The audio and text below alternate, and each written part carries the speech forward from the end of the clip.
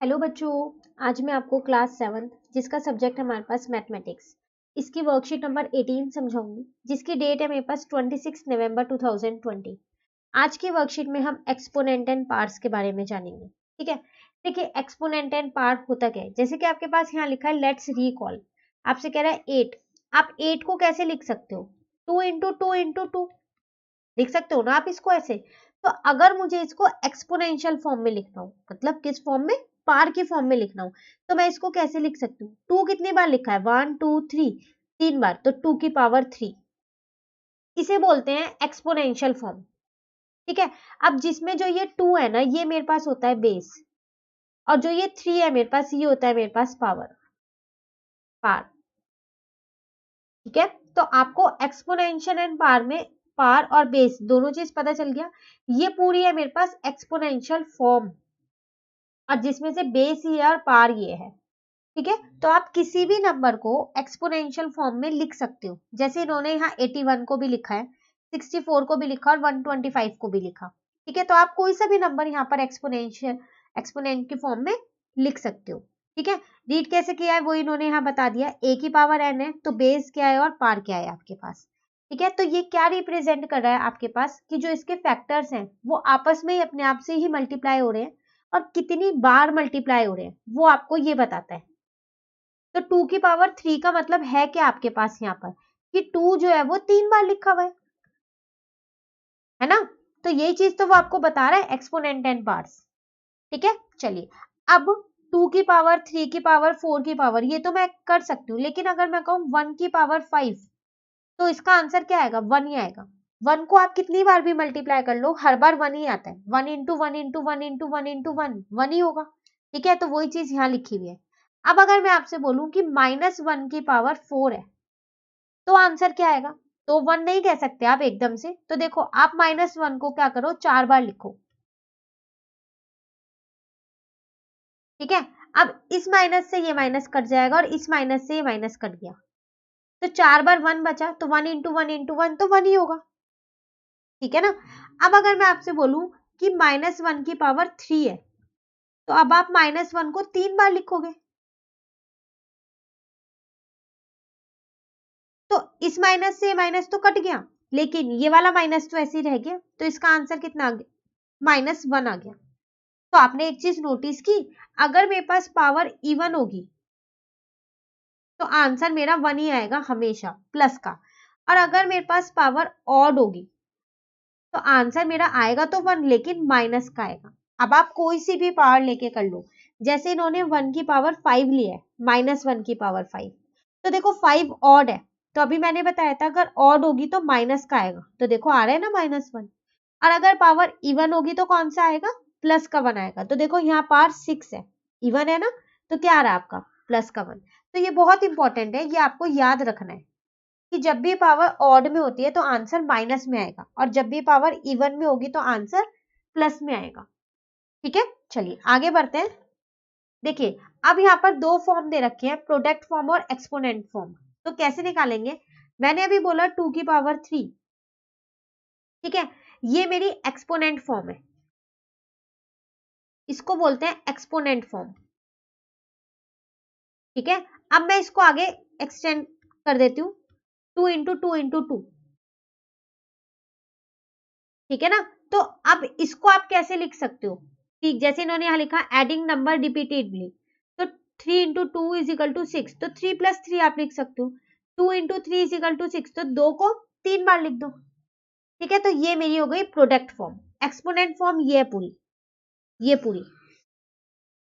अब product form कैसे? जैसे 3 × 2 है तो 6 आएगा ना, तो उसको क्या लिखोगे आप? जो यहां लिखा है 3 + 3। अब अगर मैं बोलूं 2 × 3 आएगा तो ये भी 6 ही, लेकिन अब इसको 3 + 3 नहीं, जो यहाँ नंबर लिखा है वो लिखना है 3 बार।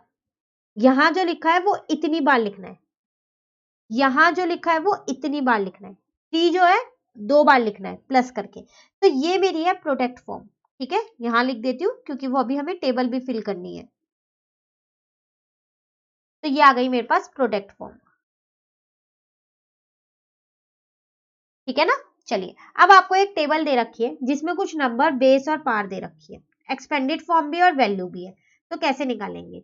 देखो यहाँ पर है 4/3, तो बेस होगा 4 और पावर होगी 3, लिखा हुआ है पहले में आपके पास। एक्सपेंडेड फॉर्म मतलब 4 जो है वो 3 बार लिखा है, तो मैंने भी 3 बार लिख दिया मल्टीप्लाई में, और मल्टीप्लाई करके आंसर निकाल दिया। ठीक है ना। अब बात आती है सेकेंड वाले की, जो हमको करना है बाकी के। तो देखो 9 और 9 की पावर 3, तो बेस है 9 और पावर है 3, तो 9 को 3 बार लिख देते हैं। अब 9 को फिर 3 बार हम क्या करते हैं? मल्टीप्लाई कर देते हैं, तो कितना आएगा? 729 आ गया।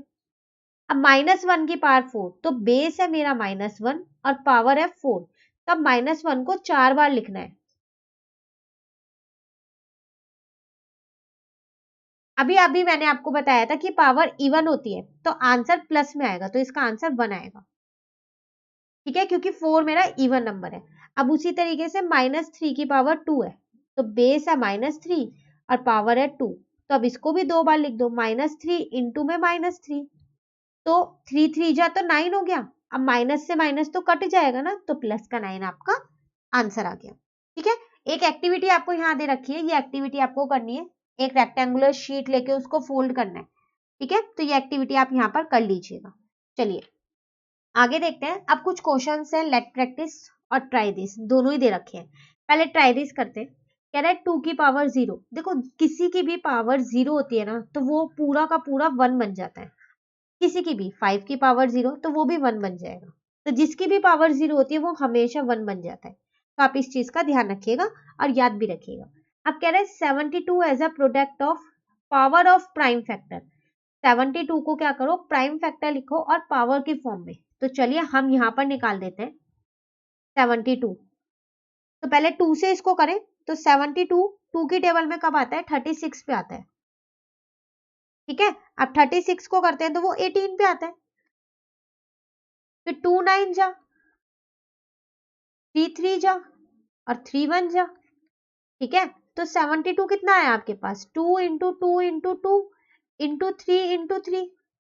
तो 2 तो 3 बार लिखा है और 3 कितनी बार लिखा है? 2 बार लिखा है। तो इसको यहाँ पर लिख देंगे हम 2 की पावर 3 मल्टीप्लाई 3 की पावर 2। तो आपको ये शो करके दिखाना है। ठीक है ना, तो ये ट्राई दिस का सेकेंड वाला है, तो आप इसको पूरा ऐसे करके दिखा देना। चलिए थर्ड देखते हैं। Are they all same. कह रहे हैं क्या ये सब सेम है? तो देखो यहाँ ए की पावर 3 है, बी की पावर 2 है, मतलब ए 3 बार है और बी 2 बार है। यहाँ ए 2 बार ही है और बी 3 बार है, तो क्या ये सेम हो गए? नहीं, ये तो अलग अलग है। तो ये क्या सेम है? नो। माना कि ये वाला जो है बी 3 है और ए 2 है, ये दोनों सेम है, ये दोनों। पर वो कह रहा है ऑल, ये तीनों सेम है? नहीं, सिर्फ ये दोनों सेम है, ये सेम नहीं है इसके साथ। तो इसका आंसर आ गया नो। ठीक है, चलिए अब आते हैं हम अपने लेट्स प्रैक्टिस पे। कह रहा है express the following in exponential form. Exponential form मतलब पावर की फॉर्म में लिखना। तो 6 कितनी बार लिखा है? 4 बार, तो 6 की पावर 4 इसका आंसर आ गया। यहाँ पर 2 कितनी बार लिखा है? 2 बार, और a कितनी बार लिखा है? वो भी 2 बार लिखा है। तो a की 2 की पावर 2 इंटू a की पावर 2। अब 512 ये तो मुझे नहीं पता, तो आप क्या करोगे? इसको कैसे करोगे? थर्ड पार्ट अब मैं यहाँ पर कर दूं। तो पहले आप 512 के फैक्टर निकालोगे। ठीक है, तो आप क्या करोगे? 512 को पहले आप 2 से डिवाइड करोगे, क्योंकि ये 2 की टेबल में आता है। तो 256, तो 256 को अब आप क्या करोगे? 2 से डिवाइड करोगे, तो 128। अब 128 को 2 से डिवाइड करोगे फिर से, तो 64 पे आता है। फिर 64 को किया तो 32 पे आता है। फिर किया तो 18 32 पे आता है। उसके बाद करोगे तो आप 16 पे आएगा। अब आप करोगे तो 8 पे आएगा। ठीक है, अब मैं आगे का यहाँ कर दूं, तो अब करोगे तो 4 पे आएगा, फिर 2 पे, फिर 1 पे। तो कितना आ गया? 512 इज इक्वल्स टू कितनी बार आया? 1 2 3 4 5 6 7। ठीक है, 8 9। तो 2 इंटू 2 इंटू 2 इंटू 2 4 5 6 7 8 9। तो ये आंसर आ गया आपका 2 की पावर 9। तो यहाँ आप लिख दोगे 2 की पावर 9। तो आपको ये ऐसे पूरा सॉल्व करके दिखाना है। ठीक है, चलिए इसका फोर्थ पार्ट और देखते हैं। यहाँ पर हम क्वेश्चन नंबर 1 का फोर्थ पार्ट। तो अब कह रहा है 343। तो चलो 343 के भी फैक्टर निकाल लेते हैं। तो 343 आता किसकी टेबल में? ये भी तो पता होना चाहिए। तो ये 7 की टेबल में आता है 49 पर। ठीक है, इसके लिए कुछ डिविजिबिलिटी रूल्स होते हैं, वो आपको अच्छे से याद होने चाहिए। फिर तो यही खत्म हो गया। तो 343 कब आ गया? 7 इंटू 7 इंटू 7, इसका मतलब 7 की पावर 3। तो हम इसको क्या लिखेंगे यहाँ के फोर्थ पार्ट में, मैं यहीं पर यहाँ लिख देती हूँ इसका आंसर, तो वो आएगा 7 की पावर 3। ठीक है, तो ये था क्वेश्चन नंबर 1 जिसमें 3 पार्ट हमने यहाँ किया और 1 पार्ट हमने यहाँ पर किया। ठीक है, चलिए अब क्वेश्चन नंबर 2 देखते हैं हम यहाँ पर। क्वेश्चन नंबर 2 में कह रहा है identify the greater number wherever possible in each of the following. देखो फर्स्ट पार्ट है आपके पास, आपको ग्रेटर बताना है इन दोनों में से। तो 4 की पावर 3 का मतलब क्या है? 4 इंटू 4 इंटू 4। और 3 की पावर 4 का मतलब क्या है? 3 इंटू 3 इंटू 3 इंटू 3। 3 को 4 टाइम्स लिखना, अब 4 को 3 टाइम्स, तो आप पहले इनको इंटू कर लो, तो 64 आएगा। और जब आप इसको इंटू करोगे तो आपका 81 आएगा। तो इसका मतलब कौन सा ग्रेटर है? तो 3/4 इज ग्रेटर। देख के पता चल गया अब तो 3/4 ग्रेटर है ना। उसी तरीके से हम इसका सेकेंड पार्ट कर लेते हैं। तो 5/3 और 3/5। तो 5/3 को क्या लिखूं? 5 को 3 बार लिखूं ना। और 3/5 को क्या लिखूं? 3 को 5 टाइम्स।